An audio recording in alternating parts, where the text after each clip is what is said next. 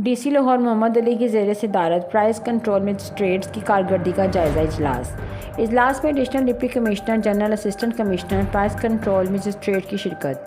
इजलास में मजिस्ट्रेट्स की 2 हफ्तों की कारकर्दगी का जायज़ा लिया गया। रोज़ाना 20 से भी कम प्राइस इंस्पेक्शंस करने पर मजिस्ट्रेट्स की जवाब तलबी का फैसला किया गया। 14 रोज़ में मजमूई तौर पर 23,540 दुकानों की चेकिंग की गई। डीसी लाहौर मोहम्मद अली 966 दुकानदार ग्राफ फरोशी में मुलव्वस पाए गए। कीमत ऐप पर और सोशल मीडिया पर आने वाली शिकायत का अजाला किया जा रहा है। कीमत ऐप पर 85 शिकायत मसूल हुई, इनमें से 78 पर कार्रवाई की गई। 7 कार्रवाइयों का अमल जारी है। हर हफ्ता में प्राइस कंट्रोल मजिस्ट्रेट्स की कारकर्दगी का जायज़ा इजलास होगा।